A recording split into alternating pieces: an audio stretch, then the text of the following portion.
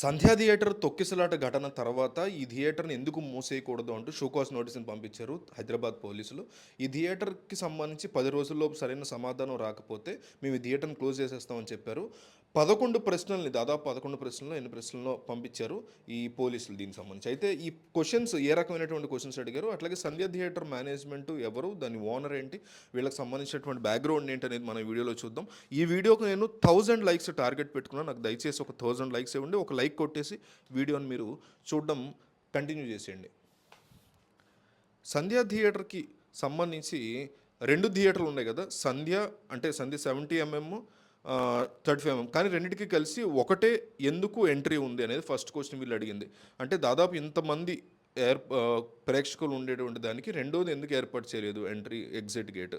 అలాగే రెండోది సినిమా సంబంధించినటువంటి వచ్చిన వాళ్ళు చూడడానికి వచ్చిన ప్రేక్షకులకి సైన్ బోర్డ్స్ లేవు అక్కడ. బయటకు వెళ్ళడానికి ఇటు వెళ్ళాలి, లోపల రావడానికి ఇటు వెళ్ళాలి, యారోస్ ఇట్లా ఏమీ లేవు సైన్ బోర్డ్స్. మూడోది అల్లు అర్జున్ ఆ రోజు పుష్ప రోజు వస్తున్నట్టుగా మీరే ఎందుకు ఫ్లెక్సీలను పెట్టారు, పని కట్టుకుని మరి యాజమాన్యమే ఫ్లెక్సీలు ఎందుకు పెట్టింది, ఈ ఫ్లెక్సీస్ పెట్టడానికి ఎవరి నుంచి మీరు పర్మిషన్ తీసుకున్నారు. నాలుగో ప్రశ్న, అసలు థియేటర్లో మౌలిక సదుపాయాలు బేసిక్ ఎమ్యూనిటీస్ ప్రేక్షకులు తోసుకుని వచ్చినా కూడా కంట్రోల్ అయ్యేలాగా లోవర్ బాల్కనీ దగ్గర కానీ బయట గేట్ కానీ లోపల గేట్ కానీ, అంటే లోవర్ బాల్కనీ యొక్క గేట్ జనాల రద్దీ తట్టుకోలేక విరిగిపోయింది. సో బేసిక్ అమ్యూనిటీస్ అనేవి లేవు ఇక్కడ అనేది నాలుగోది. ఐదోది అల్లు అర్జున్ వస్తున్నట్టుగా పోలీసులకి సంధ్యా థియేటర్ మేనేజ్మెంట్ ఎందుకు మీరు అందించలేదు ఇన్ఫర్మేషన్. ఇంత పెద్ద స్టార్ హీరో వస్తున్నప్పుడు థియేటర్కి సంబంధించి వాళ్ళకంటూ సెపరేట్ సీటింగ్ అనేది ఉండాలి కదా, అది లేకపోవడం వల్ల ఇది జరిగింది కదా. వాళ్ళు వచ్చేటప్పటికి సెక్యూరిటీ అనేది ఉండాలి, సెక్యూరిటీ అనేది పెట్టుకోవాలి. మీరు పోలీసుల సమాచారం ఇవ్వలేదు సరే, అసలు కనీసం ప్రైవేట్ సెక్యూరిటీనైనా ఎందుకు మీరు అరేంజ్ చేసుకోలేదు. ఇది అంతా మీ వైఫల్యం కాదా అనేది వీళ్ళు అడిగిన ఐదో ప్రశ్న. ఆరో ప్రశ్న, నిబంధనలకి విరుద్ధంగా సినిమా నిర్మాతలే థియేటర్ వద్ద లైటింగ్ని పెట్టించారు థియేటర్ నిర్మాతలు.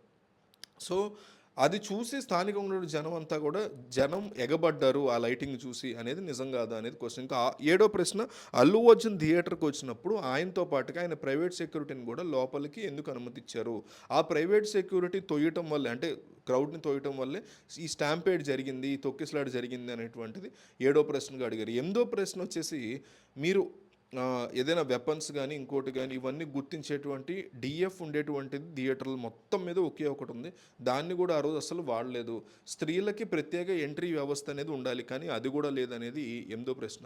ఇక తొమ్మిదో ప్రశ్న, థియేటర్కి వెళ్ళేటువంటి సమయంలో ప్రేక్షకుల దగ్గర టికెట్లు ఉన్నాయా లేదా, టికెట్లు కొన్నవాళ్ళే లోపలికి వస్తున్నారా లేదా బయట వాళ్ళు కూడా వస్తున్నారా, అంటే క్రౌడ్ లెక్క ప్రకారం వస్తున్నారా, మినిమం అంటే క్రౌడ్ బాగా పెరిగిపోయిన మాట వాస్తవమా కాదా, అంటే మీరు చూసుకోవాలి కదా టికెట్లు ఎంతమంది వచ్చారనేది. సో పార్కింగ్ ఇంకొక 10th పార్కింగ్ వ్యవస్థ అనేది కూడా ఆ రోజు కంప్లీట్గా ఫెయిల్ అయింది అనేది కూడా ఇంకొక ప్రశ్న.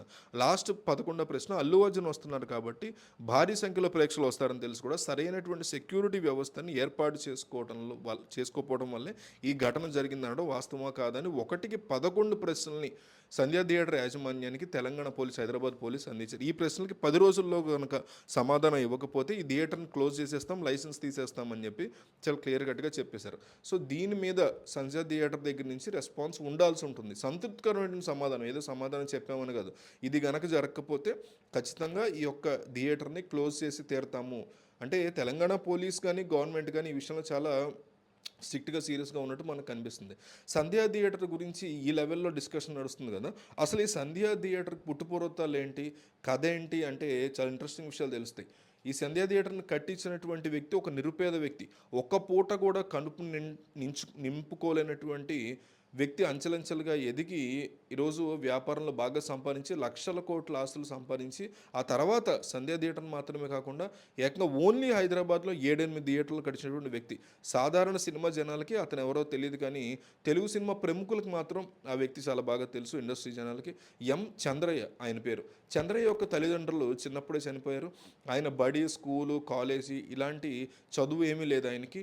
7 సంవత్సరాల వయసులో ఒక గ్రానైట్ కంపెనీలో బాల కార్మికుడుగా, child labour is completely illegal and morally wrong, but by the వే.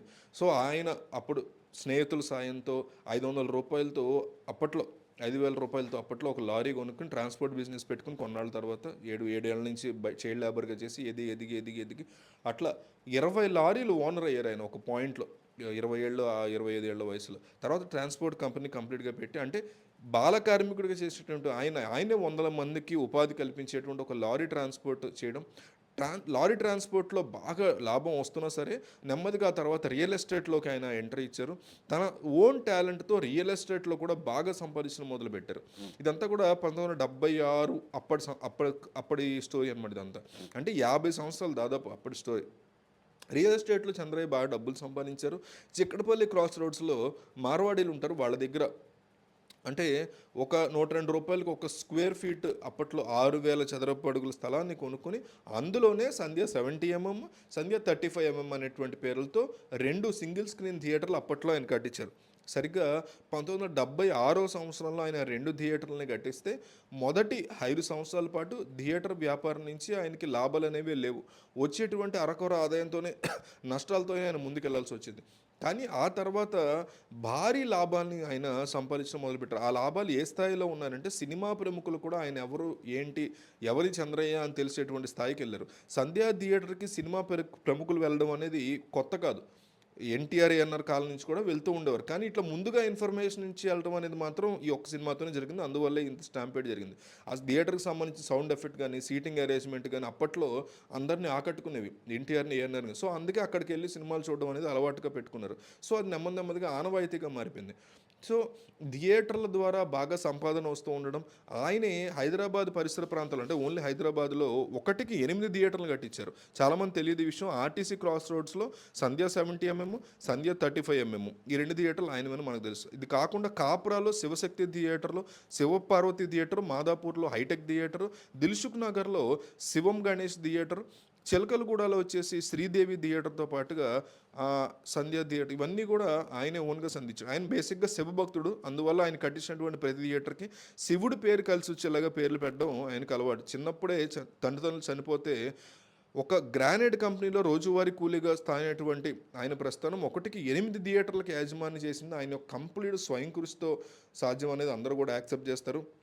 అంటే ఎన్నో ఫెయిల్యూర్స్ కూడా తగులుతూ ఉంటాయి లైఫ్‌లో. ఈయనకు కూడా తగిలాయి. సినీ వ్యాపారంలోకి వచ్చిన తర్వాత, థియేటర్ల బిజినెస్‌లోకి వచ్చిన తర్వాత దిల్సుఖ్ నగర్‌లో ఒకటికి 2 థియేటర్లు కట్టించి దాదాపు ₹4,00,00,000 ఆయనకి నష్టం వచ్చింది అప్పట్లో అని చెప్తారు దిల్సుఖ్ నగర్‌లో. అంటే దిల్సుఖ్ నగర్‌లో ఆల్రెడీ అప్పటికే చాలా థియేటర్స్ ఉన్నాయి. సో, ఆయన రిస్క్ చేసి మరి ఇంకో 2 థియేటర్లు కట్టించడంతో అది అనుకోకుండా లాస్‌లో పడింది. థియేటర్ల సంఖ్య ఎక్కువగా ఉండడం ఆయనకి లాభాలను తెచ్చిపెట్టకుండా నష్టాలను తెచ్చిపెట్టింది. దిల్సుఖ్ నగర్ నుంచి ఎల్బీ నగర్‌కి వెళ్ళేటువంటి దారిలో దూరంగా మూలన పడేసినట్టుగా ఉండేటువంటి ఆ 2 థియేటర్లు కూడా చంద్రయ్యకి కంప్లీట్‌గా నష్టాలను ఇచ్చింది. అయితే ఇదే చంద్రయ్య డిస్ట్రిబ్యూటర్ కూడా మాట్లాడేటువంటి పరిస్థితి ఉంది. గతంలో నైజాంలో డిస్ట్రిబ్యూషన్ కూడా చేశారు 2 సినిమాలకి. ఇంకొక సినిమాకి నిర్మాతగా కూడా ఆయన వ్యవహరించారు. అయితే తనకి తెలిసి తెలియనటువంటి వ్యాపారం ఆ డిస్ట్రిబ్యూషన్ నిర్మాణ రంగం అవడంతో వాటిల్లో వేలు పెట్టి ఆయన దాదాపు ₹6,00,00,000 వరకు నష్టపోయారని చెప్తారు. అప్పటి నుంచి కూడా డిస్ట్రిబ్యూషన్ నిర్మాణ రంగం నుంచి ఆయన సైలెంట్‌గా తప్పుకున్నారు. ఎక్కడ వేలు పెట్టలేదు. ఇది సంధ్య థియేటర్ యొక్క వ్యవస్థాపకుడైనటువంటి చంద్రయ్యకి సంబంధించినటువంటి వివరాలు. సో, మనం అనేక మందితో మాట్లాడి చాలామంది తెలుసుకుని వాళ్ళ ద్వారా వీడియోలు చేస్తున్నాం కాబట్టి ఒక 1000 లైక్స్ మాత్రమే నేను మిమ్మల్ని అడుగుతున్నా. వీలైనంత ఎక్కువ మంది లైక్ చేయండి. అట్లాగే కామెంట్ చేయండి. దీనికి సంబంధించినటువంటి అంశం గురించి మీకు ఏమనిపిస్తుందో కామెంట్ చేయండి. ఛానల్ కంపల్సరీ సబ్స్క్రైబ్ చేసుకోండి. అనేక ఇంట్రెస్టింగ్ విషయాలు ఎప్పటికప్పుడు జరుగుతున్న ట్రెండింగ్ టాపిక్స్ మీద మనం మాట్లాడుతున్నాం కాబట్టి సబ్స్క్రైబ్ చేసుకోండి. లైక్ అయితే నేను ఒక 1000 లైక్స్ టార్గెట్. దయచేసి లైక్స్ చేసి మీరు కంటిన్యూ అవ్వండి.